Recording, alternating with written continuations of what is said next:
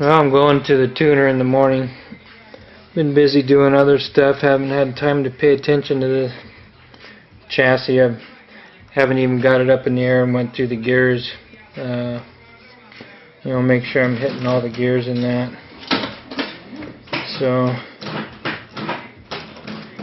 figured I'd get some of that whacked out of the way.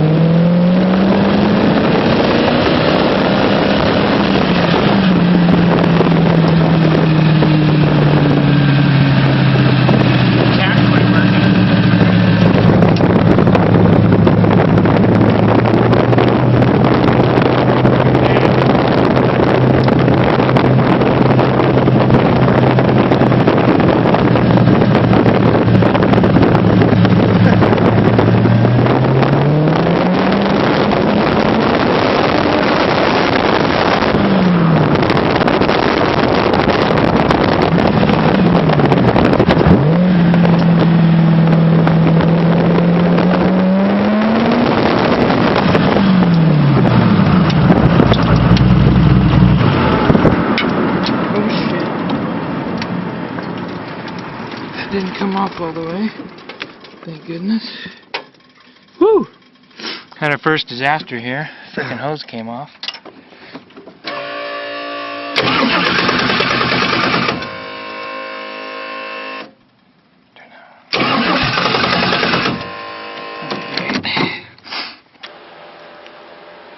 Well, the first drive went pretty darn good. Pretty intense, a lot to take in all at once. Brakes felt pretty good.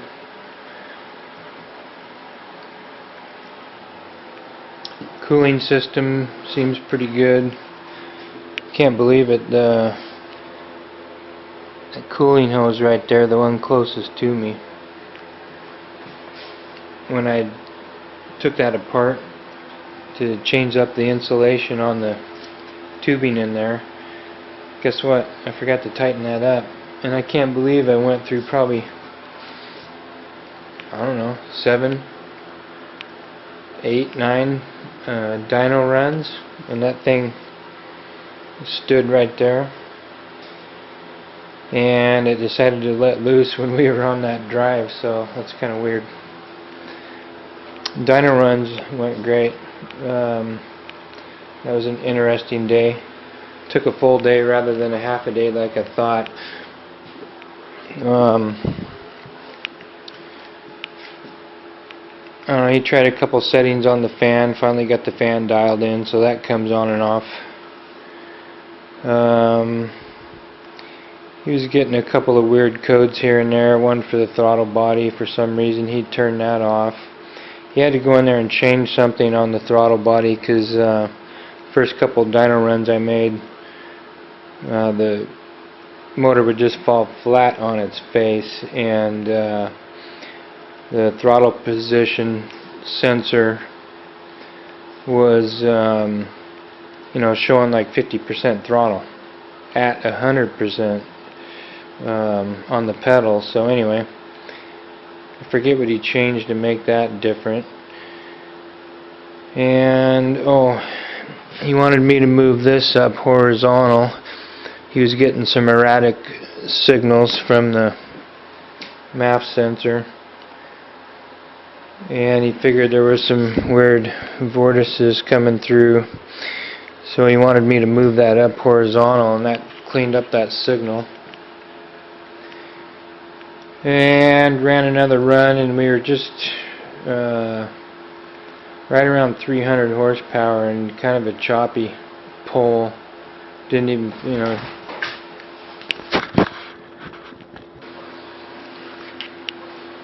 Anyway, put new plugs in it, made another run, and that woke it up pretty good. So, and he had to add a lot of fuel. So I ironed out the fuel curve, ended up dumping in tons of fuel. So it ran pretty good. Let's see. I don't even know if I mentioned what the numbers were. I ended up getting 430.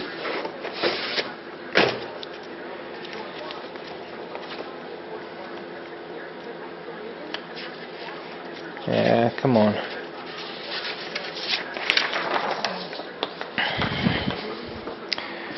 And who knows if we can see that, but I ended up getting 430. Man, I keep trying to sum up how the dyno day went and how my first test drive went. So anyway, everything came out good. It was actually 440 to the wheels, not 430 like I just said. So if you take the 550 horse to the crank and you subtract 20%, that's right about 440. So I think I hit my numbers I was looking for. And that 440 to the wheels is something else. Man, this thing is freaking crazy. On that video when I was driving down the road there, you can't even tell, but obviously first gear spins the tires, but I was in second gear just barely rolling on the gas, and that thing is just throwing your head back, spinning the tires.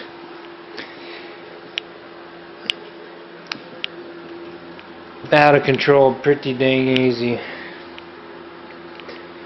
So that's gonna be fun. So I got a couple things to finish up on the chassis. Ran into a weird glitch on the ISIS. I got to iron out when I showed up at the tuner. I wasn't getting power to the fuel pump. And it's the same lead that sends power to my traction control. So I just didn't have time to sort it out when I was over there. Good thing is though, I had wired that key in. So all I had to do was reach up there and turn the key, and the dyno day continued. And I'll diagnose the problem with that wire for the ISIS here in a bit. And I got a little bit of a leak on the slave cylinder for the clutch, and I found out that's that fitting right there. I'm going to have to take that apart, put some Teflon tape on there. Oh, did you guys notice in the video the motor does not move an inch? All the way under load, clear up through the RPM range, and then letting off the throttle. You can't see any movement in that motor. Rock solid. Some people were worried about the mounts on the exhaust and whether or not the intake was going to twist. The motor don't move. And by the way, I did change the mounts for the exhaust. I just took that same bracket that I had right here, brought it over there, and just welded it on. So now it is hooked in with the tranny, with the motor. So if it was going to move, it's all going to move as a unit. But yeah, rock solid. Those fat motor mounts, good motor mount. It's pretty much just as good as solid. So got two things I got to get done at once: finish the chassis and finish the paint work here. So I don't know which I'm going to do next. Might as well focus on getting that thing painted, which means sanding it down again. Oh, I'll show you. I had a couple guys wondering how I was going to get that run out of that door. Oh, there it is. It's gone. Gone, gone, gone. And the reason this door and the hood, which isn't as orange peely as this, but the reason there's orange peels on here because I shot this second after the body, and I was afraid I was putting it on too wet, so I put the first coat on really dry, and then the second coat kind of normal, and then the third coat I laid it on heavy. So that's why I got that orange peel on there, and why I got a run on there. Compared to the body, you get a little bit of orange peel, but I put all three coats on wet with the body, and you get more of a flat, smooth finish. And I don't got any runs on here either, so anyway, that run's gone. You can use a razor blade, kind of scrape it almost to the 90. I like to take a fresh blade, wipe it across my pants a few times to get the edge off it, and then just scrape it, cross grain kind of with the run. And I got a little tiny file. I bent it so it's convex, so you won't dig an edge. And I let it dry up pretty good, so the paint wasn't soft, and just nice little soft strokes, one at a time, until that sucker was down flat. And then that's 1500.